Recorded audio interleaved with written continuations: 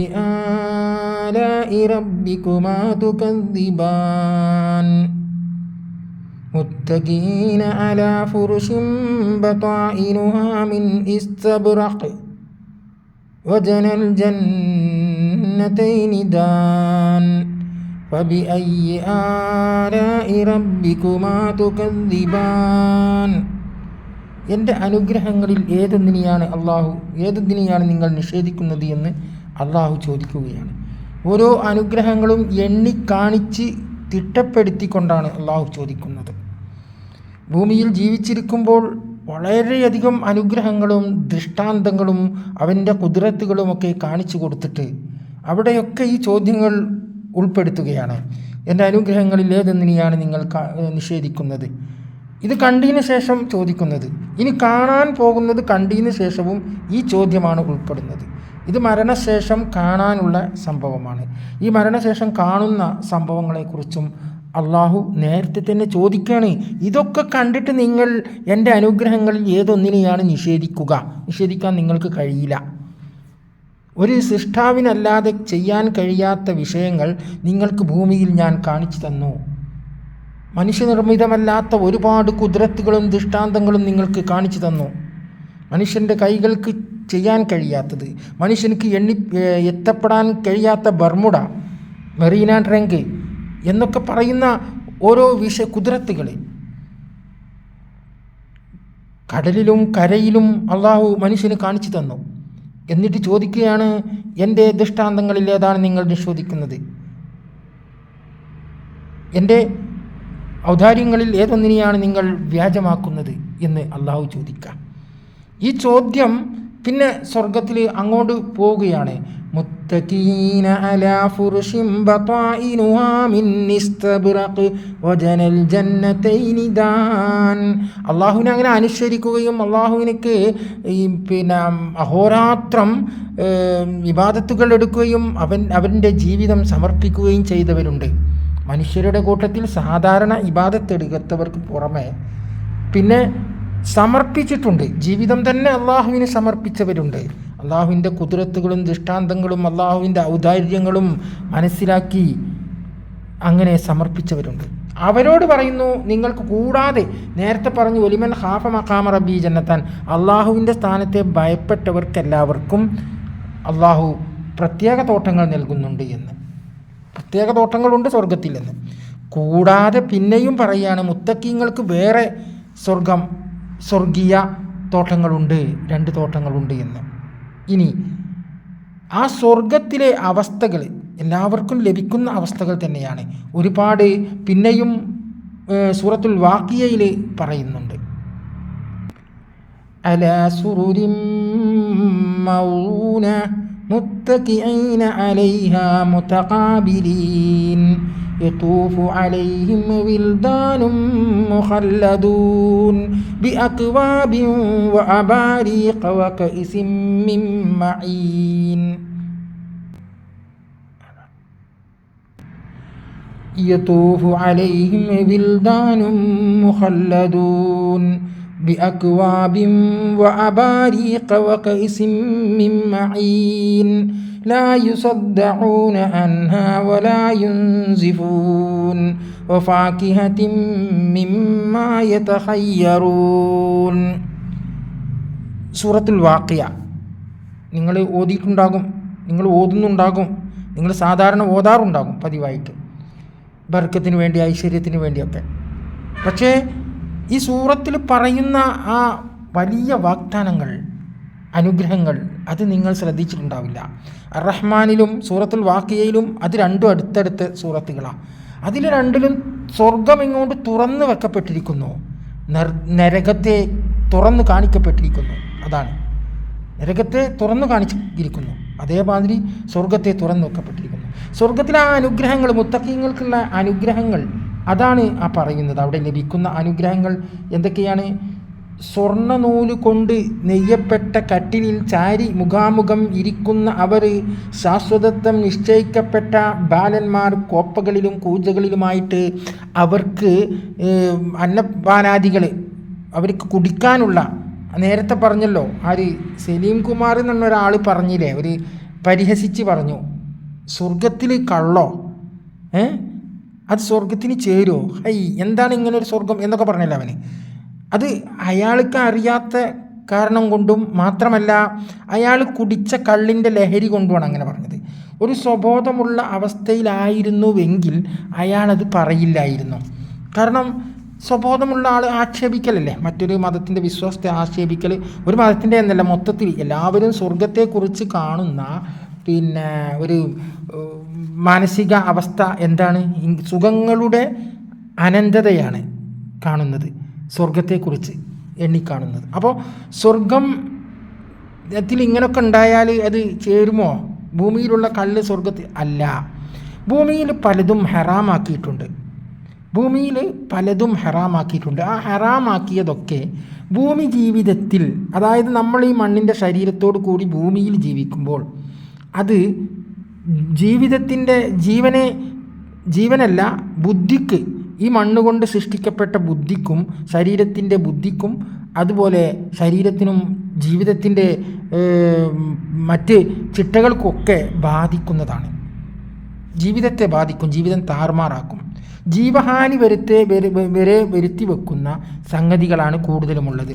മദ്യമാണെങ്കിൽ അത് വിഷവും മദ്യവും ഇങ്ങനെയുള്ള കാര്യങ്ങളൊക്കെ ജീവഹാനി ഉണ്ടാക്കുന്നതാണ്, മാത്രമല്ല ബുദ്ധിഭ്രമം ഉണ്ടാക്കുന്നതാണ്. അപ്പോൾ അതുകൊണ്ട് ആ സാധനം ജീവിതത്തിൽ നമുക്ക് അല്ലാഹു തആല നിരോധിക്കപ്പെട്ടിരിക്കുന്നു, ചെയ്യരുത് എന്ന്. എന്നാൽ സ്വർഗത്തിൽ അങ്ങനെയല്ല. സ്വർഗത്തിൽ ഈ പറഞ്ഞ സാധനങ്ങൾ കൊണ്ട് ബാലന്മാർ സ്വർഗത്തിൽ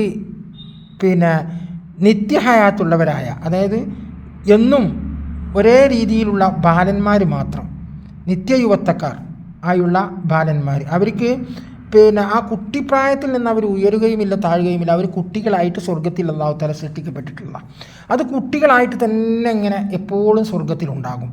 ആ കുട്ടികൾ ഈ ആളുകൾക്ക്, സ്വർഗ നിവാസികൾക്ക്, ഈ മുത്തക്കീങ്ങൾക്കൊക്കെ ഇങ്ങനെ, മുത്തക്കീങ്ങൾക്ക് മൊത്തം സ്വർഗനിവാസികൾക്കൊക്കെ ഈ കുട്ടികളുടെ സേവനം ഉണ്ടാവും കേട്ടോ.